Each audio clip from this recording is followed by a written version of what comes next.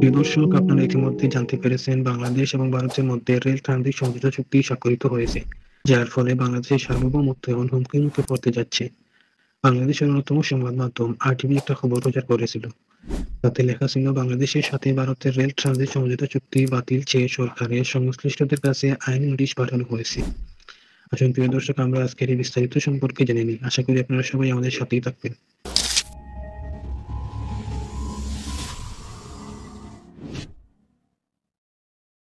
বুধবার ২৬ June registry ডাকযোগে legal notice পাঠান supreme কোর্টের আইনজীবী ও বর্তমানে জাহাঙ্গীরনগর বিশ্ববিদ্যালয়ের আন্তর্জাতিক সম্পর্ক বিভাগে মাস্টার্সে অধ্যয়নরত মোহাম্মদ মাহমুদুল হক। নোটিশে বলা হয়েছে, ১৯৭১ সালে স্বাধীনতা অর্জনের পর থেকে বাংলাদেশ বঙ্গবন্ধু শেখ মুজিবুর রহমান প্রণীত সবার সঙ্গে বন্ধুত্ব, কারো সঙ্গে শত্রুতা নয় নীতি অনুসরণ করে আসছে। পাশাপাশি বাংলাদেশ আন্তর্জাতিক সংঘাত ও সহিংসতা থেকে নিজেকে সুরক্ষার জন্য শক্তিশালী রাষ্ট্রগুলোর সঙ্গে ব্যালেন্স অফ পাওয়ার নীতি অনুসরণ করে আসছে। কিন্তু জুন মাসে বাংলাদেশ সরকারের সঙ্গে ভারতের কেন্দ্রীয় সরকারের রেল ট্রানজিট সংক্রান্ত সমঝোতা চুক্তি সইয়ের মাধ্যমে বাংলাদেশের ব্যালেন্স অফ পাওয়ার নীতি হুমকির মুখে পড়েছে।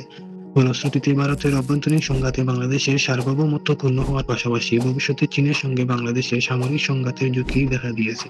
বিশ্বের বিভিন্ন বন্ধুত্বপূর্ণ রাষ্ট্রের মধ্যে রেল যোগাযোগ ব্যবস্থা নতুন কিছু নয়, কিন্তু ভারতের উত্তর পূর্বাঞ্চলীয় রাজ্যগুলোর সঙ্গে বাংলাদেশের রেল ট্রানজিট স্বাভাবিক কোনো বিষয় নয়। ভারতের উত্তর পূর্বাঞ্চলীয় রাজ্যগুলোর অবস্থা স্বাভাবিক নয়। ভারতের উত্তর পূর্বাঞ্চলীয় রাজ্যগুলোতে বিভিন্ন বিদ্রোহী গোষ্ঠী রয়েছে, যারা ভারত থেকে স্বাধীনতা চায়।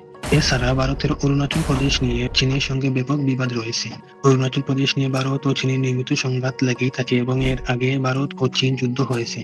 এসব কারণে ভারতের মূল ভূখণ্ড থেকে উত্তর পূর্বাঞ্চলীয় রাজ্যগুলোতে দ্রুত সামরিক সরঞ্জাম পাঠানোর জন্য বাংলাদেশের রেল ট্রানজিট প্রয়োজন।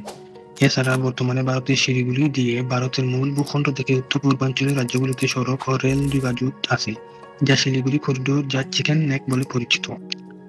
এই শিলিগুড়ি করিডোর চীনের কাছাকাছি হওয়ায় ভারত তার সামরিক সরঞ্জাম পাঠানোর নিরাপদ রাস্তা হিসেবে বাংলাদেশের রেল ট্রানজিট ব্যবহার করতে চাইছে। এসব কারণে ভারতকে রেল ট্রানজিট দেওয়া বাংলাদেশের সার্বভৌমত্বের উপর ব্যাপক ঝুঁকি তৈরি করবে। কারণ ভবিষ্যতে চীন ও ভারতের মধ্যে বড় ধরনের যুদ্ধ শুরু হলে চীনের সামরিক বাহিনী ভারতের সামরিক সরঞ্জামের যোগান বাধাগ্রস্ত করার জন্য বাংলাদেশের ভূখণ্ডে ভারতীয় রেলের উপর মিসাইল হামলা চালাতে পারে। যুদ্ধে প্রতিপক্ষের সামরিক সরঞ্জামের যোগানের হামলা একটি পুরনো রীতি। বর্তমানে চীনের কাছে ব্যাপক পরিমাণে ইন্টারকন্টিনেন্টাল ব্যালিস্টিক মিসাইল আছে, যার মাধ্যমে বাংলাদেশের ভূখণ্ডে তারা অনায়াসে হামলা চালাতে পারে। এছাড়া বাংলাদেশের কাছে কোনো অ্যান্টি ব্যালিস্টিক মিসাইল যেমন S-400 প্যাট্রিয়ট মিসাইল সিস্টেম নেই। ফলশ্রুতিতে বাংলাদেশে কোনো বিদেশি রাষ্ট্রের মিসাইল হামলা ঠেকাতে পারবে না।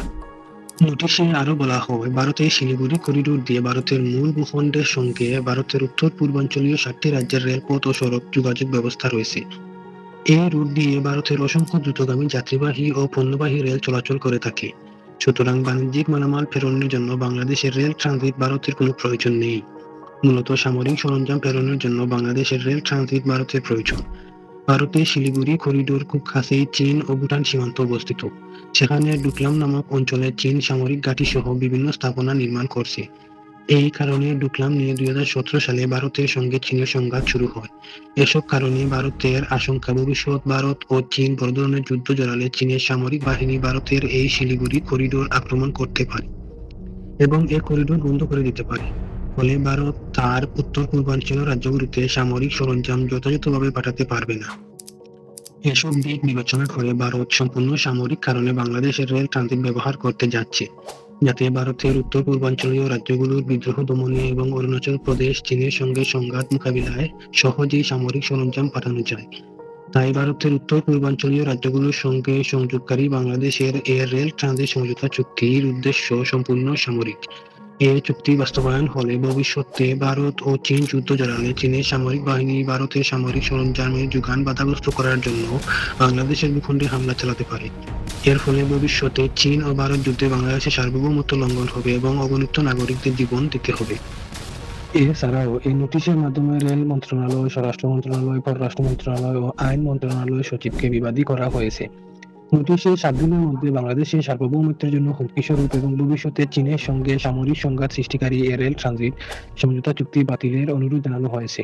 অন্যথায় এ বিষয়ে ব্যবস্থা নিতে হাইকোর্টে রিট আবেদন দায়ের করা হবে বলে জানানো হয়েছে। তো প্রিয় দর্শক, জনাব মোহাম্মদ মাহমুদুল হাসানের আইনি নোটিশের সাথে আপনিও কি একমত? তাছাড়া আপনার যদি অন্য কোনো মতামত থেকে থাকে তাহলে কমেন্টে জানাতে পারেন। এতক্ষণ আমাদের সাথে থাকার জন্য সবাইকে অসংখ্য ধন্যবাদ। সবাই ভালো থাকবেন। আল্লাহ হাফেজ।